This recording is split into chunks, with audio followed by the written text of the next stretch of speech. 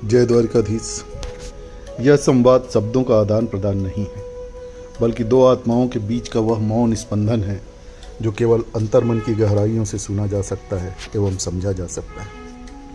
जब कुरुक्षेत्र के युद्ध की आहटें तेज हो रही थी और गोकुल की गलियां बहुत पीछे छूट रही थी, तब अंतर्मन के धरातल पर राधा और कृष्ण के बीच यह आध्यात्मिक महासंवाद घटित हुआ। यमुना के तट पर जहाँ कभी रास रचाया गया था, वहाँ अब एक निस्तब्धता थी। राधा एकांत में बैठी थी। आंखों में आंसू नहीं थे, क्योंकि आंसू तब बहते हैं जब कोई दूर जाता है। वहाँ तो दूरी का अस्तित्व ही नहीं था। राधा ने प्रश्न किया, कान्हा कान्हा, संसार कहता है कि तुम मुझसे दूर चले गए, मथुरा के महल, द्वारका की राजनीति और अब यह कुरुक्षेत्र का युद्ध। क्या तुम सचमुच मुझसे दूर हो? क्या विरह ही हमारा भाग्य है?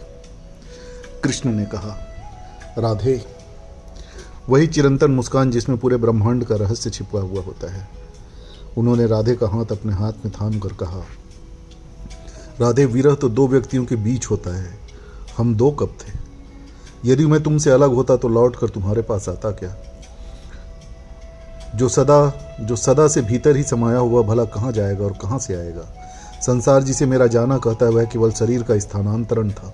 जब तुम श्वास लेती हो तो क्या हवा तुमसे अलग होती है? नहीं ना। वैसे ही कृष्ण जहाँ भी है, वह केवल तुम्हारी चेतना का विस्तार है।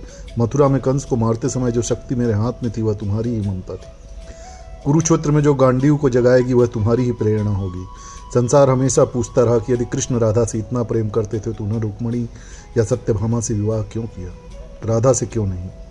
इस अनुत्तरित प्रश्न का उत्तर एक आध्यात्मिक संवाद में मिलता है। राधा ने पूछा, कृष्ण, दुनिया मर्यादा और सामाजिक बंधनों की भाषा समझती है, वह हमारे प्रेम को कोई नया नाम क्यों नहीं दे पाई? कृष्ण ने लंबी सांस लेते हुए कहा, राधे, विवाह दो अधूरी आत्माओं का समझौता होता है ताकि वो मिलकर पूर्ण हो सके। विवाह में दो की आवश्यकता होती है, एक वर और एक वधू। मुझे बताओ, मैं तुमसे विवाह कैसे करता? क्या कोई खुद से विवाह कर सकता है? तुम और मैं दो अलग सत्ताएं हैं ही नहीं। तुम मेरी आत्मा हो और मैं तुम्हारा शरीर। यदि मैं तुमसे विवाह करता तो मैं स्वीकार कर लेता कि तुम मुझसे अलग हो। संसार को कर्मकांड पसंद है, लेकिन मुझे तुम्हारा वह मौन स्वीकार है जो किसी फेरे या मंत्र का मोहताज नहीं। रुक्मिणी मेरा ऐश्वर्य है, सत्यभामा मेरा पुरुषार्थ है, लेकिन राधे, तुम तो मेरा अस्तित्व हो। जब कृष्ण गोकुल से जा रहे थे तो उन्होंने अपनी बांसुरी राधा को सौंप दी थी। वह बांसुरी जो पूरे ब्रह्मांड को सम्मोहित करती थी, अचानक मौन हो गई। राधा ने निवेदन करते हुए कहा, कान्हा, जब से तुम गए इस बांसुरी ने सुर नहीं छेड़े। यह खोखली लकड़ी अब केवल तुम्हारी याद दिलाती है, संगीत नहीं देती, सुकून नहीं देती, आराम नहीं देती। तुमने संगीत क्यों छोड़ा? कृष्ण ने मार्मिक होते हुए कहा, प्रिय बांसुरी जब तक बजती है तब तक हृदय में कोई अधूरी आकांक्षा हो या फिर आह्लादित अतिरेक हो। गोकुल में मेरा जीवन उल्लास था क्योंकि वहां तुम साक्षात थी। अब संसार एक विकट मोड़ पर खड़ा है। कुरुक्षेत्र का मैदान मेरा इंतजार कर रहा है। वहां बांसुरी की तान नहीं, बल्कि धर्म का शंखनाद चाहिए। मैंने बांसुरी तुम्हें इसलिए दी क्योंकि मेरा संगीत, मेरी कोमलता और मेरा आनंद, मेरा आराध्य सब तुम्हारे पास ही सुरक्षित रह सकता है। संसार के सामने मुझे कठोर बनना होगा, नीतिवान बनना होगा, सारथी बनना होगा, पुरुषार्थ दिखाना होगा। यदि मैं बांसुरी बजाता रहा तो संसार कभी जाग ही नहीं पाएगा। मेरी बांसुरी का मौन ही अब संसार का मार्गदर्शन करेगा। महाभारत के युद्ध में करोड़ों योद्धा मारे जाने वाले थे। चारों ओर रक्तपात और शोध की प्रतिभावना होनी थी। ऐसे समय में राधा की करुणा कृष्ण के भीतर किस तरह काम कर रही? राधा ने आशंकित होते हुए कहा, कृष्ण, तुम उस महाविनाश की ओर बढ़ रहे हो जहाँ केवल विधवाओं की चीखें और अनाथ बच्चों का रोना होगा। क्या इस संस्कार को बचाने का कोई आखिरी मार्ग तुम्हारे लिए नहीं है? क्या प्रेम से इस युद्ध को नहीं टाला जा सकता? कृष्ण ने दार्शनिक अंदाज में कहा, राधे, जब शरीर के किसी हिस्से में असाध्य रोग हो जाता है तो सर्जन को न चाहते हुए भी उस अंग को काटना पड़ता है। यह कुरुक्षेत्र वही शल्य क्रिया है जहाँ संसार का अहंकार, अधर्म और वासना इतनी बढ़ चुकी है कि अब प्रेम की भाषा काम नहीं करेगी। लेकिन सुनो, जब मैं वहाँ रथ पर बैठकर अर्जुन को गीता सुनाऊंगा तो शब्द भले ही मेरे होंगे, लेकिन उसके पीछे की जो करुणा होगी वह तुम्हारी होगी। मैं अर्जुन को डराने के लिए नहीं, बल्कि उसके भीतर के मोह को मारने के लिए कहूँगा। युद्ध के मैदान में भी जो समत्व, संतुलन मेरे भीतर रहेगा, वह तुम्हारी ही दी हुई शांति है।